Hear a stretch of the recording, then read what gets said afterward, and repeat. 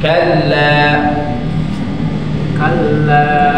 Bal la tukrimunal yatim.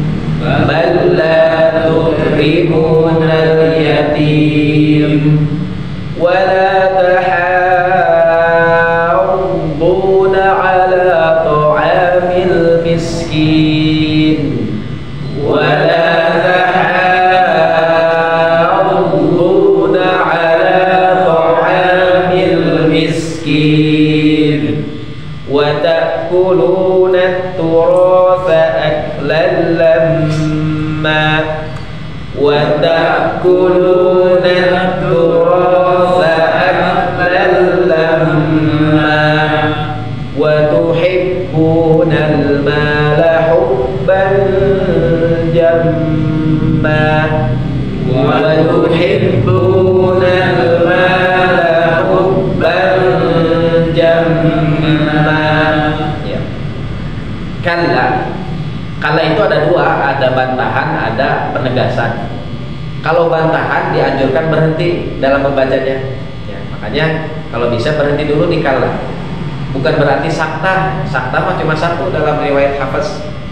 Hanya dalam surat Al-Mutaffifin. Maksudnya ada 4 ya. Dalam juz amma ada 1. Dalam Al-Mutaffifin. Dalam 30 juz ada 4. Ya, bukan sakta tapi waqaf biasa.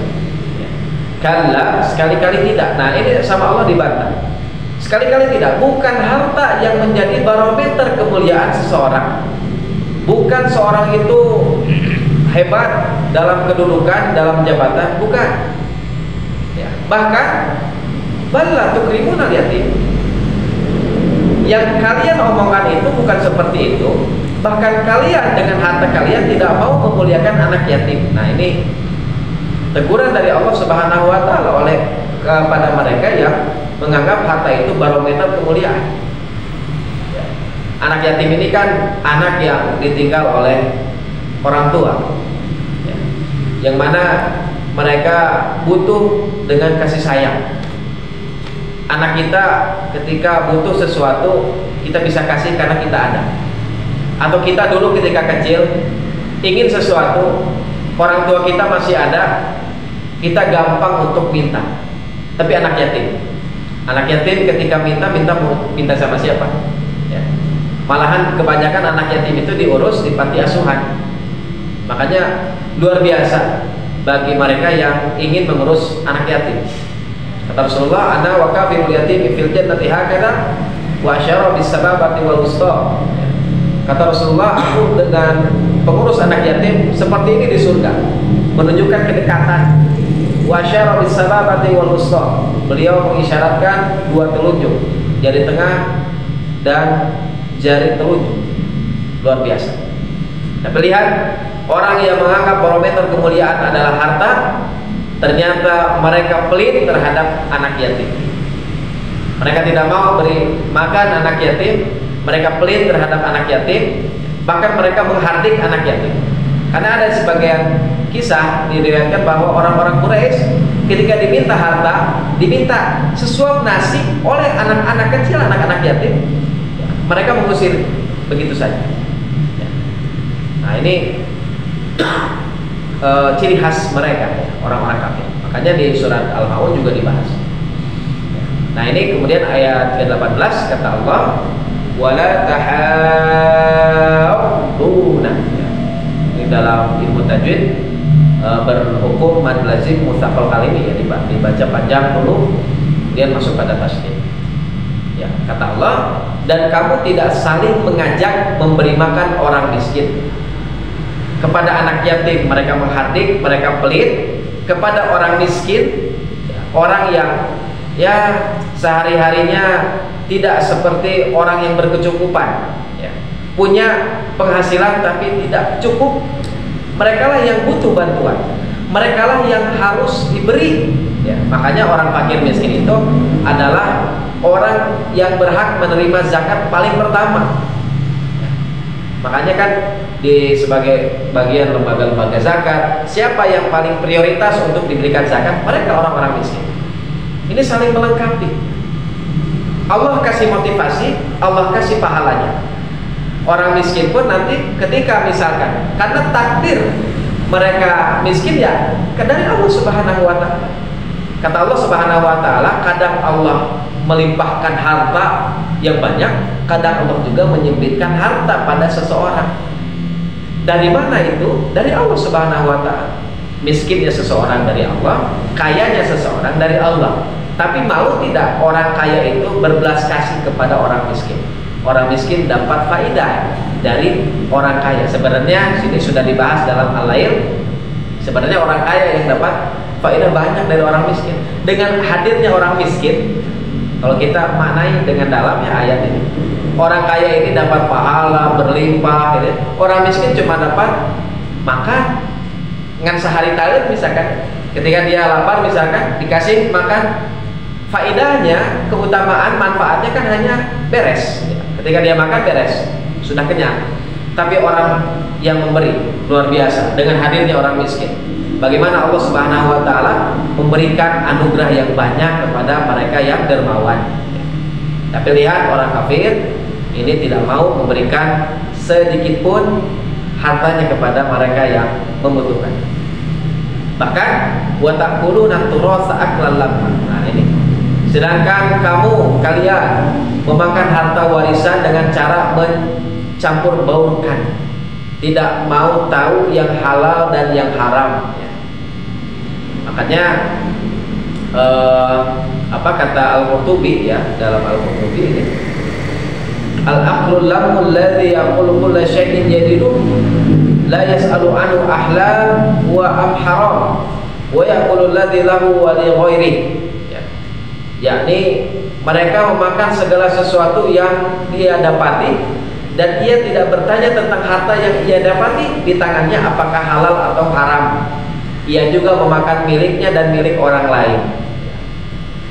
Nah ini keterlaluan. Kapan zaman ini ada? Zaman ini ada kata Rasulullah SAW ketika dunia mau hancur ya. Ketika akhir-akhir dunia ya, intinya bahwa ketika mayoritas orang-orang sudah tidak menganggap mau dari yang halal atau haram, maka tunggulah saatnya untuk dunia ini hancur ya. Itu termasuk dari tanda-tanda kiamat kecil. Hadirin rahimani wa rahimakumullah. Ya demikian orang kafir. Mereka tidak peduli harta yang halal atau haram, yang penting dimakan saja oleh mereka. Bahkan warisan, mereka dapat warisan dari leluhur mereka, dari bapak mereka, dan mereka tidak tidak memakainya dengan bijaksana. Itu orang kafir. Kemudian kata Allah, kita baca lagi. Sudah ya. Nanti kita baca 21 ya. Wa tuhibbunal mala hubban jamma. Dan kamu mencintai harta dengan kecintaan yang berlebihan. Ya. Jadi prinsip atau pola hidup orang kafir itu harta ini dicintai terlalu berlebihan. Ya. Kenapa seperti itu? Karena dia menganggap bahwa dirinya sudah mengeluarkan energi banyak. Untuk apa? Untuk mendapatkan harta. Sudah mah energi dikeluarkan, sudah banting tulang ya. Pergi dari pagi pulang malam tiap hari, itu kan hal yang berat. Kemudian ada perintah untuk menginfakkan harta ya, anfiqu mimma razaqnakum gitu kan. Berat untuk dikeluarkan. Kenapa berat? Karena mereka cinta yang berlebihan pada harta. Bahkan kata Rasulullah SAW, ini motivasi ya. Ketika Aisyah ditanya oleh Rasulullah, ada kambing kemudian disembelih kemudian dibagikan. Rasulullah bertanya kepada Aisyah, ma baqiya minha, apa yang masih tersisa dari kambing itu? Qalat ma baqiya minha illa katifuha, tidak ada yang tersisa kecuali bagian pundak dari kambing. Kata Rasulullah, qala baqiya kulluha ghairu katifiha, bahkan kata Nabi, seluruh kambing tersisa kecuali pundak yang tersisa ya. Jadi seluruh kambing tersisa kecuali pundak yang tidak tersisa. Itu dibalik ya oleh Rasulullah SAW. Jadi yang terlihat makan pundak, yang lain sudah diinfakkan. Tapi kata Rasulullah, yang diinfakkan itu yang tersisa, maksudnya investasi di akhirat. Sedangkan yang pundak yang akan dimakan itu yang tidak tersisa, karena ketika sudah dimakan sudah habis, jadi kotoran, jadi energi ya. Dan tapi tidak diinvestasikan di akhirat. Itu diantara motivasi dari Allah Subhanahu wa Ta'ala dan Rasulnya, agar senantiasa kita bisa belajar untuk tidak pelit ya, untuk tidak berat mengeluarkan harta. Kalau misalkan masih berat, berarti cinta kita pada harta masih besar, masih kuat ya. Jemaah sekalian hadirin rahimani wa rahimakumullah, kita masuk pada ayat 21. Kita baca lagi. Ini masih paragraf yang kedua ya. Kalla idza dukkatil ardu dakkan dakka idza dukkatil ardu dakkan dakka wa jaa rabbuka wal malaku saffan saffa wa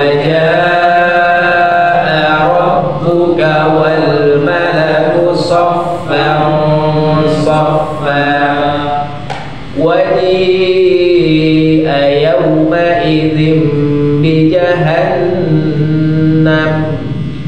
وجيء يومئذ بجهنم يومئذ يتذكر الإنسان وأنى له الذكرى يومئذ يتذكر الإنسان وأنى له الذكرى يقول يا ليتني قدمت لحياتي يقول يا ليتني قدمت لحياتي فيومئذ لا يعذب عذابه أحد فيومئذ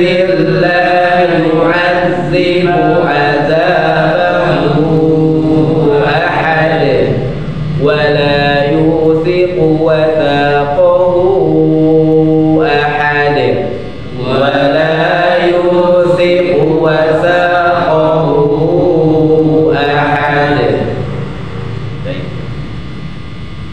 Itu paragraf yang kedua ya. Nah ini masih yang kedua. Kalla idza dukkatil ardu dakkan dakka ya, sekali-kali tidak ya, bantahan dari Allah bahwa bumi diguncangkan berturut-turut berbenturan. Ini maksudnya harta yang dikumpulkan terus menerus tidak akan bertahan lama ya. Tidak akan bertahan lama. Energi yang dikeluarkan ya, tulang yang sudah dibanting sana sini gitu ya, waktu yang sudah dihabiskan untuk mencari harta, nanti tiba-tiba waktu itu akan habis, harta kita akan habis ya, kecuali kalau diinvestasikan tadi, karena pada dasarnya akan ada hari kebangkitan.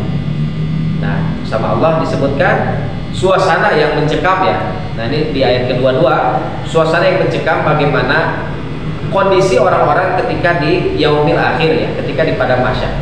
Wa jaa rabbuka wal malaku saffan saffan. Jadi Allah datang sedang malaikat berbaris ya. Allah datang akan melaksanakan persidangan.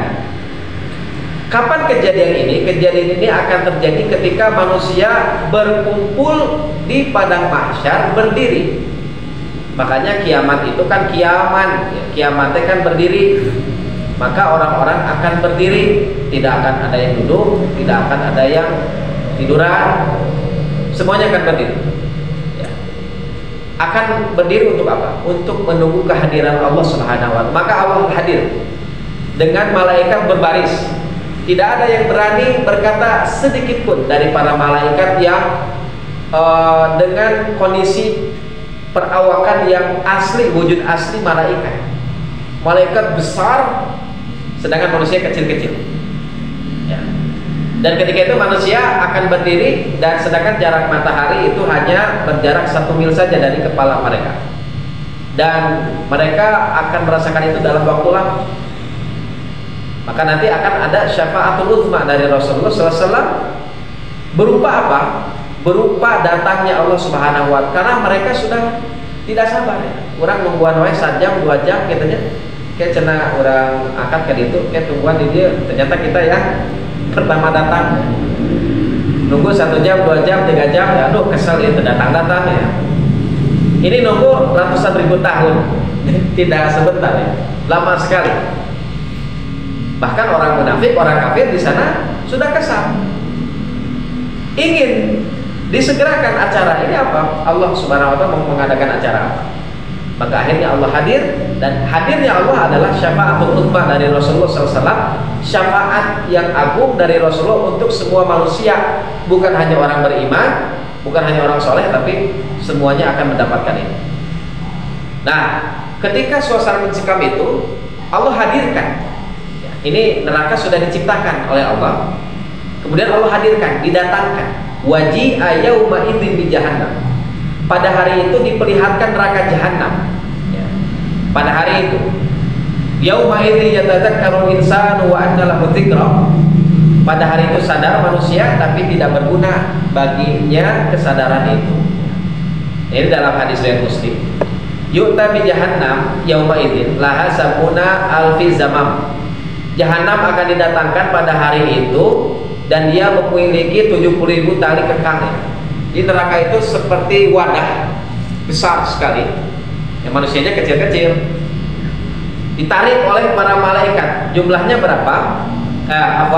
Ditarik atau memiliki 70.000 tali. Ma'akuli zamamin sab'una alfi malakin yajurrunaha. Setiap tali yang 70.000 itu, kata Rasulullah, akan ditarik setiap talinya oleh jumlah malaikat yang berjumlah 70.000. Hitungnya berarti talinya kan ayat 70.000, setiap tali ada 70.000 malaikat yang menarik. Itu saking besarnya itu neraka ditarik. Maka butuh berapa malaikat untuk menarik? Kami dihitung ya, ini hitungan dunia sebenarnya ya. Kalau dihitung secara dunia, dicoba saja dihitung, ya kurang lebih 4.900.000.000 malaikat yang untuk menarik itu neraka. Ya.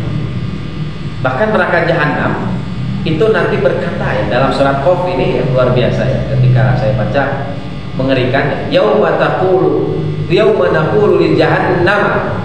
Ingat pada hari itu kami bertanya pada neraka jahanam, kata Allah, halim talati wa taqulu hal min mazid. Geus pinuh teu acan caranya saran Allah. Maka neraka menjawab, hal min mazid, masih ada tambahan ya Allah. Ini masih kosong. Stoknya masih kosong, kata neraka. Luar biasa. Kemudian neraka pun marah, memiliki sifat marah. Idza ra'at min makanin ba'id sami'u laha taghayyuzan wa zafira. Sifat neraka. Apabila neraka melihat mereka dari tempat jauh, mereka mendengar suaranya yang bergemuruh karena marah. Luar biasa. Jadi ketika orang melihat neraka, kan nanti orang kafir itu yang pertama kali masuk neraka. Ya. Ini kan Allah hadir dengan malaikat. Malaikat nanti baris menarik neraka orang kafir yang akan pertama masuk ke neraka, karena orang kafir tidak akan dihisab. Yang akan dihisab siapa? Orang muslim, orang munafik yang akan dihisab. Nah, orang munafik dihisab karena Allah ingin buktikan bahwa Allah itu tidak tertipu. Allah itu yang akan menipu mereka. Kan anggapan orang munafik dari dulu sampai di akhirat, Allah itu tertipu. Tertipu dengan sholat mereka, dengan zakat mereka, dengan puasa mereka, itu tertipu. Bahkan nanti mereka ada momentum di mana mereka akan melewati sirat. Mereka semakin yakin Allah tertipu. Tinggali orang mah tadi asupkan ke neraka, diizinkan kok Allah menyeberangi sirat. Kan itu dari rangkaian di hari akhirat. Malahan Allah Subhanahu wa Ta'ala membawa mereka ke atas dulu, lalu menjatuhkan mereka dari puncak ya. Kan lebih sakit ya kalau jatuh dari 1 meter kan tidak terlalu sakit, tapi jatuh dari 500 meter kan sakitnya luar biasa. Hadirin rahimani wa rahimakumullah, maka seperti itulah kondisi di akhirat ya. Orang kafir ketika dimasukkan ke neraka ya, mereka memutih ya, menghitam ya, wajah luar biasa, mengerikan.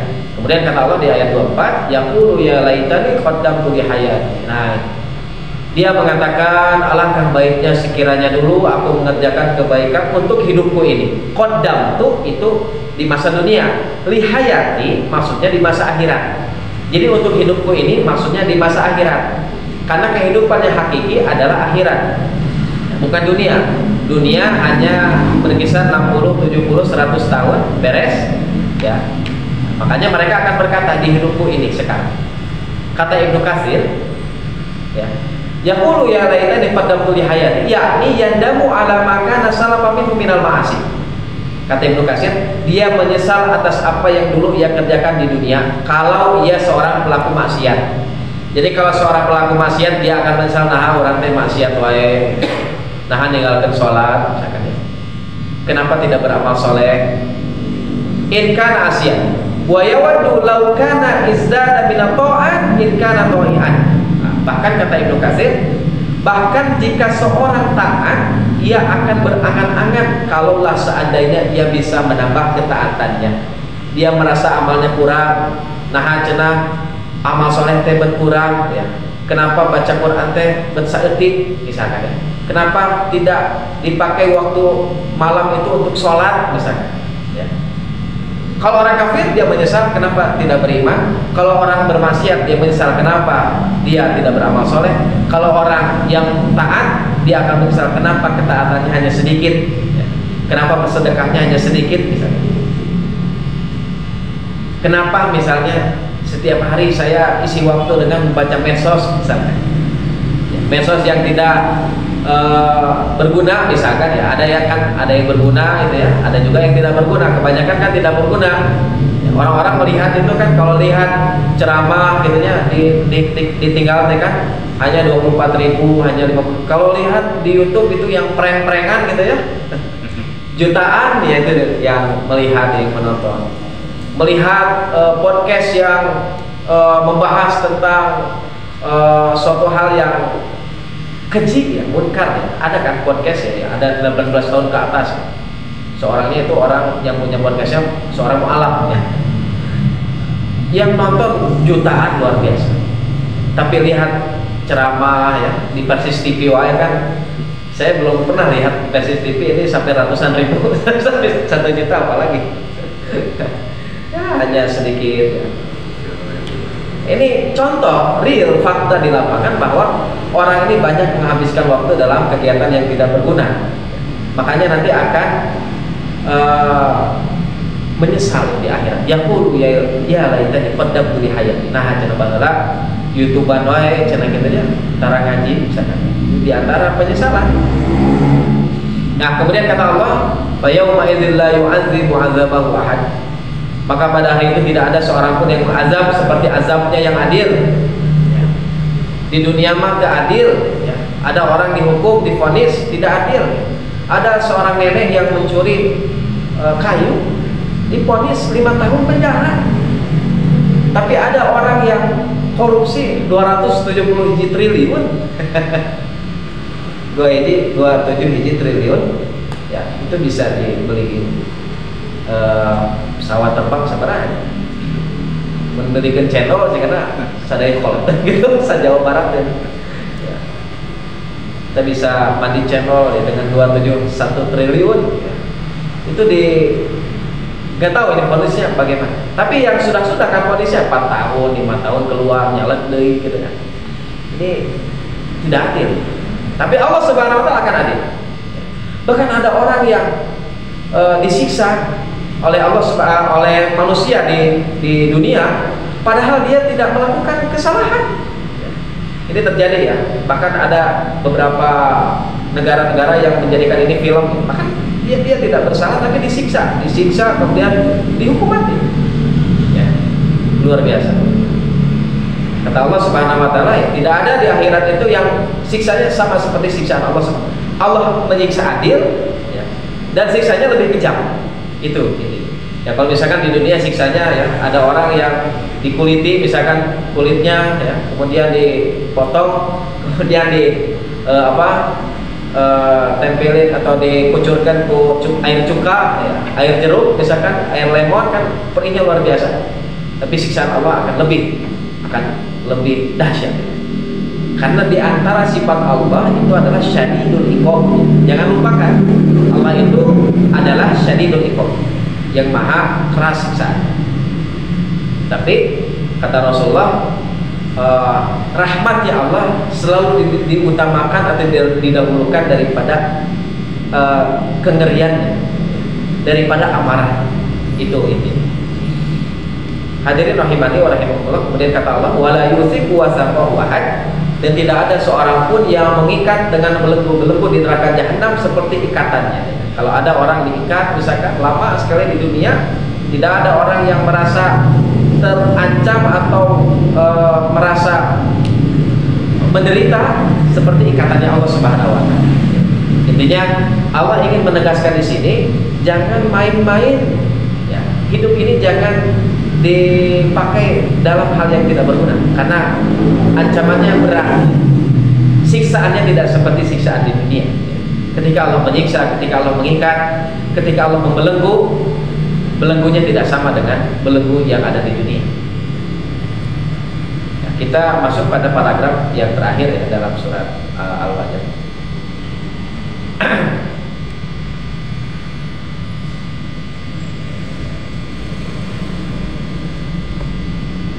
Kita buka ayat 27. Ya ayyatuhan nafsul mutmainnah, ya ayyatuhan nafsul mutmainnah,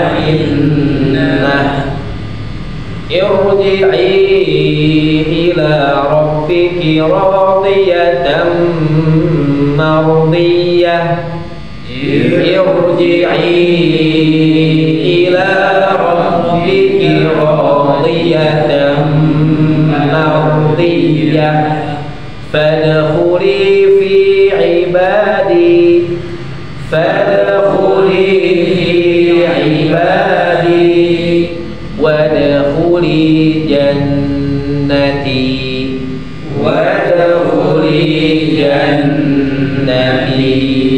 Baik. Hadirin rahimani wa rahimakumullah, ini paragraf terakhir. Allah Subhanahu wa taala menerangkan tentang orang yang sakaratul maut ya.